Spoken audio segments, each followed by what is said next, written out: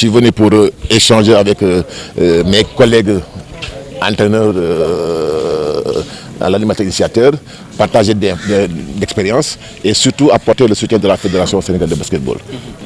On est en train d'initier une trentaine de jeunes qui doivent s'occuper des premiers pas du jeune basketteur.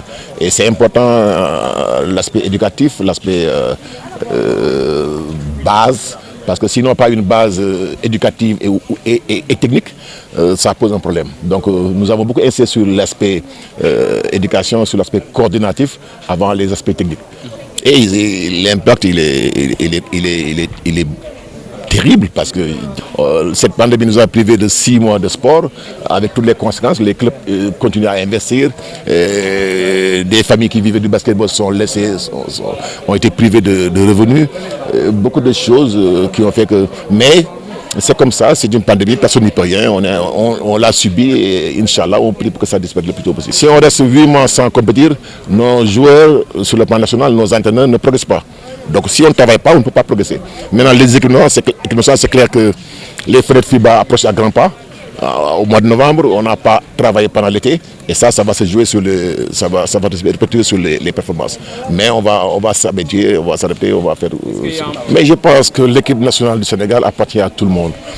Pendant longtemps, on a laissé comprendre que l'équipe elle appartient aux expatriés. Non, les expatriés ont plus d'expérience. Mais chaque Afrobasket, il y a des filles locales qui sont là-dedans. Depuis une dizaine d'années, même plus, à chaque Afrobasket, il y a des filles locales. Maintenant, il faut travailler à augmenter la présence des joueuses locales à travers un travail quotidien. Je pense qu'il faut donner aux filles une égalité de chance. Moi, je pense que l'autre objectif, c'est qu'on est arrivé à une période où on a des joueuses qui commencent à prendre de l'âge. Donc il faudra préparer la relève, il faudra mettre davantage de jeunes dans la sélection nationale. C'est un peu ça le double sens de la reprise des entraînements chez les Lions. Je félicite et je remercie M. l'inspecteur d'avoir octroyé un siège au niveau du stade Aline Sitoé. Je félicite le président Saul et son staff qui ont commencé à équiper cette salle que j'ai visitée tout à l'heure. Maintenant, à la fédération et aux sponsors d'essayer d'accompagner les ligues régionales à travers un minimum de matériel, à travers des imprimantes, des téléviseurs, le matériel internet, des accessoires dont on a besoin et qui ne coûtent pas trop cher. Je pense que moi, je vais être votre interlocuteur auprès de qui de droit pour que vraiment les gens vous aident à avoir au moins des imprimantes, ordinateurs, internet.